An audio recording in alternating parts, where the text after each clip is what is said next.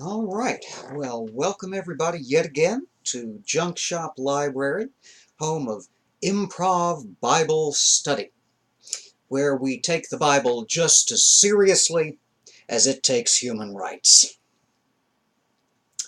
We will turn today to the 24th chapter of the book of Exodus, which is a little short, but I don't know anything about it beyond that.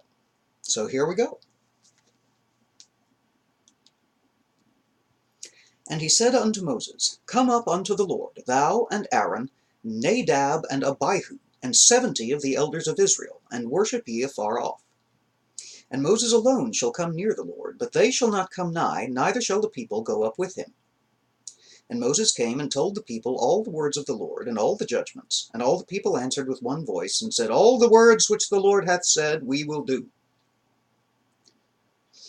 And Moses wrote all the words of the Lord, and rose up early in the morning, and builded an altar under the hill, and 12 pillars according to the 12 tribes of Israel. And he sent young men of the children of Israel, which offered burnt offerings, and sacrificed peace offerings of oxen unto the Lord. And Moses took half of the blood, and put it in basins, and half of the blood he sprinkled on the altar. And he took the book of the covenant, and read in the audience of the people, and they said, All that the Lord hath said we will do, and be obedient. And Moses took the blood, and sprinkled it on the people, and said, Behold the blood of the covenant, which the Lord hath made with you concerning all these words. Then went up Moses and Aaron, Nadab and Abihu, and 70 of the elders of Israel.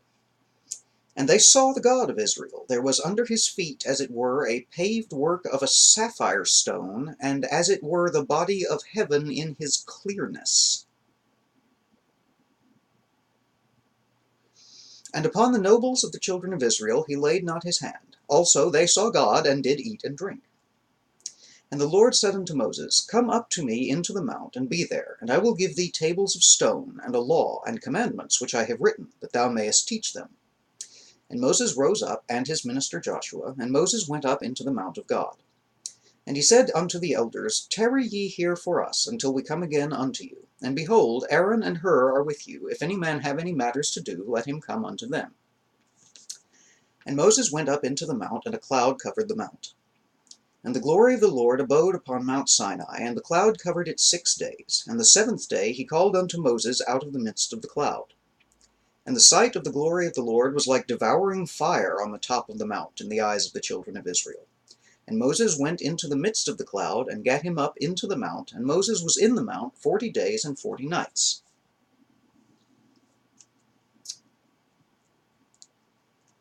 Exodus 24. Okay. The last couple of chapters have largely been the pronouncements of God to Moses up on the mountain, which the children of Israel have been forbidden to go near or touch on pain of death. So Moses is up the mountain that's all breaking out volcano-y at the top for an indeterminate period of time. And he comes back down, and he says, the man on the magic mountain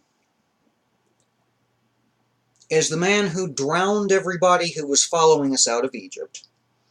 And he told me to tell you that you shouldn't kill, and you shouldn't steal, and you shouldn't covet your neighbor's ass, and you should execute disobedient sons, and if you sleep with a non-betrothed virgin, you have to pay a dowry whether or not her father will give her to you in marriage, and you have to kill all the witches, and you got to keep holy days 3 times a year, and here's a bunch of regulations concerning livestock and property disputes.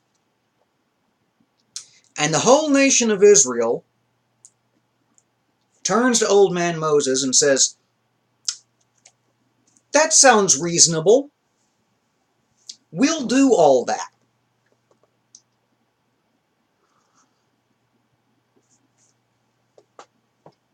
So Moses writes it all down,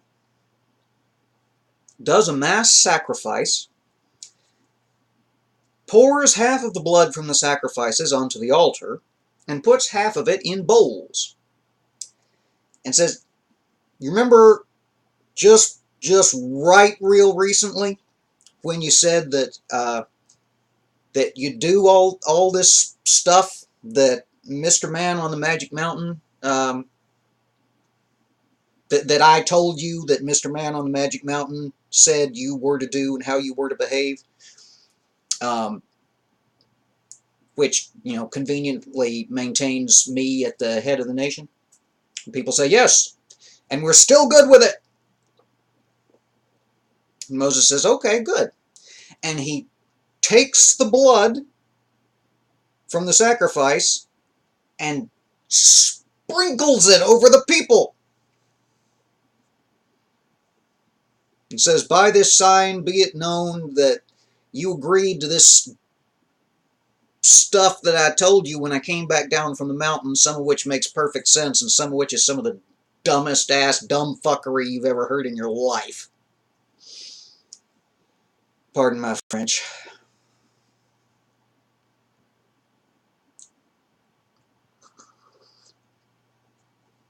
Yeah, that wasn't planned at all, was it? Alright, so then Moses goes back up the mountain along with 70 of the elders of Israel, and they have a vision of a translucent blue dude. I assume it's blue sapphire. I think sapphire comes in some other colors, but primarily you hear sapphire, you think blue. And Moses says, that's him. And they say, okay, cool. And they sit down and have a picnic, and then they go back down the mountain, and then the fire breaks out on top of the mountain again, and Moses goes back up the mountain and sits up there for a week, waiting for God, who is apparently alternating his manifestations between being a volcano and being Dr. Manhattan, waiting for magic volcano translucent blue dude to summon him up to the very top of the mountain. And on the seventh day, the guy, the voice, the presence, the what's it eventually does. Moses goes up and is swallowed up by a cloud, leaving behind his brother Aaron and this fellow Hur. It's H-U-R. So I don't know if it's supposed to be pronounced Hur, like Ur of the Chaldees, or Hur, like, I don't know, what, a Celtic lady of the evening? I don't know. So anyway, this fellow Hur, split the difference, who has just cropped up out of nowhere a couple of chapters ago, but is apparently real impressive and real important to Moses and inseparable from Aaron.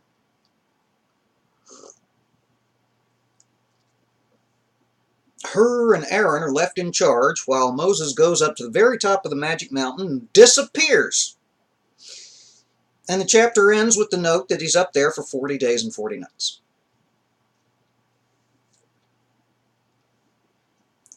And yes, 40 is supposedly the number of wholeness and completeness, and that's why it's returned to so much in the text. But I'm not real stressed about interpretations of the text, because that way madness lies, and also denominations. So I'm just going off of what it says in this crazy-ass book.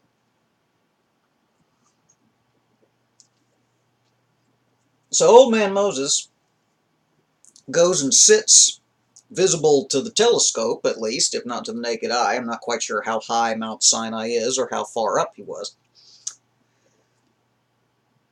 for 1 day short of a week, and then he goes up above the cloud layer and stays there for a month and a quarter, and that's the end of the chapter.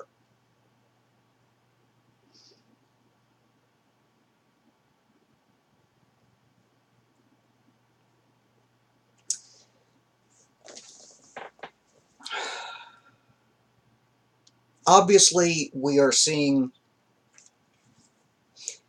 a midpoint of tradition, okay? Given that we had a 400-year intermission between Genesis and Exodus, we know, at least narratively, that time has passed and things have changed. This God fella, in the beginning, was wandering around in the garden. In the beginning, was wandering around in the garden, enjoying the cool breeze in the evening. And then he fucks off. And the next really we hear of him, except for the genocide by water, is of him coming to Abraham, when it's just a disembodied voice in the night promising stuff, and also, on at least one occasion, a flying lamp.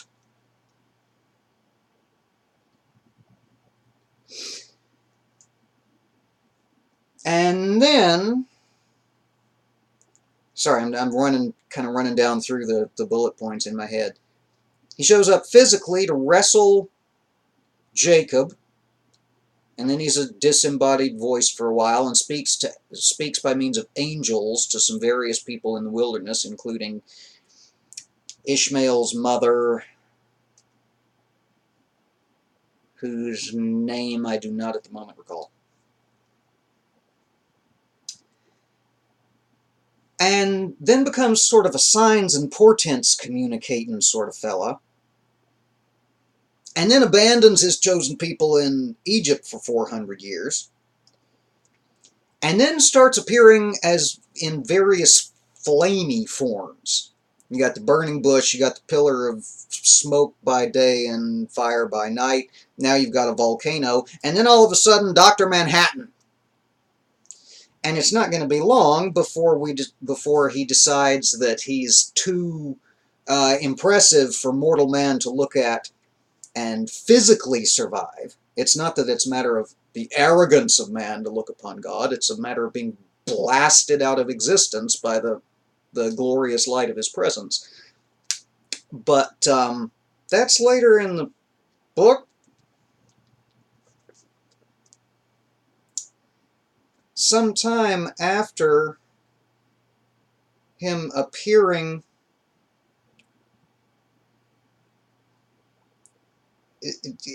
clear and standing on sapphire rock. I don't know what to make of this. It's Exodus 24 verses 9, 10, and 11. If anybody wants to check my work on that. Enjoy yourselves in the comments below. I have no recollection whatsoever of the visitation of Dr. Manhattan to Moses and the 70 elders. None whatsoever. Not from Sunday school, not from church, not from youth group, not vacation Bible school, not from anything else. I have no idea. All right, and then we end the chapter with Moses being up in the cloud for a month and a quarter. And in chapter 25, we'll see what God has to say that was so all-fired important. So important that it took 40 days to say, but not so important that he didn't make Moses sit around sitting on his hands for 6 days first. All right, this got long. I hope I didn't bore y'all too much. Leave me a thumbs up along the way if you're enjoying what you're seeing. I'll link the rest of the playlist of Exodus over here. And since I managed to do something about the lighting scheme, anyone who's joined us recently now gets to see what I'm actually talking about when I encourage you to poke the Pope to subscribe at the end of each episode. I'm not insane. I just had terrible lighting. Alright, y'all take care, be safe, and we'll see you again soon.